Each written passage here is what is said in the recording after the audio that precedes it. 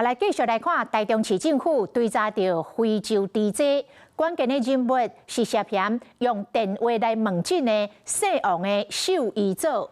伊甲伊的太太伫个代志发生后到韩国，昨暝已经回国，即摆当咧问笔录。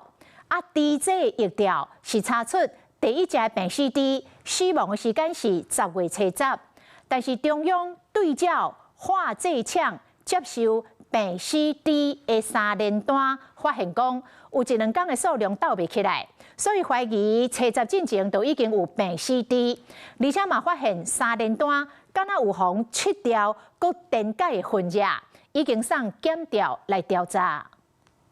台中非洲猪仔调查标的时间伫咧10月10日，迄天无正常收20只猪。不过中央收到报告了后，比对化剂场接收的死猪仔签收的3连单，发现有1、2天的数量对袂起来。我们确实发现可能疑似有涂改的状况发生哈，所以呢，我们昨天也讲，我们10月26号的时候就送到检调了。3连单死亡猪仔对袂起来，中央怀疑第一只转非洲猪仔临床症状的猪仔死亡时间恐惊毋是10月初10，怀疑更较早。市府嘛开始伫咧追查，根据中央的规定，低调猪仔的总数若是死超过3%，就是无正常。市府加检到2%，发现10月初10死2只，10月初5死1只，10月初4死3只，10月初3死1只，9月22死2只。别讲无猪仔死去，也就是讲，为9月初1到10月初10，猪仔死亡的状况是正常的。有猪只死亡的情形，但是都没有超越。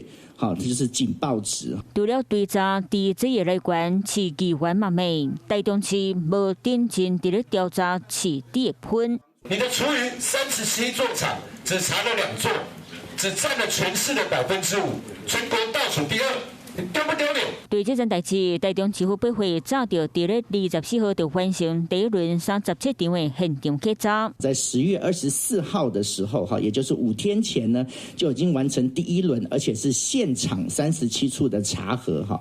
那么呢，分别又在10月27号跟28号呢，完成了我们刚刚中央所提到的线上的查核工作。那地龙打电话问姓王的兽医和太太2人去韩国省，农业局证实2人已经回国。王姓兽医师他已经在昨晚回国。农业局讲，姓王的兽医师敢若伫咧电话内底提供问诊的服务，涉嫌违反兽医司法，昨暝已经回国，目前伫咧接受司法的检视。Hello， 我是张新文。想要抢先掌握最及时的新闻资讯吗？赶快订阅、按赞、开启小铃铛，锁定华视新闻 YouTube 频道。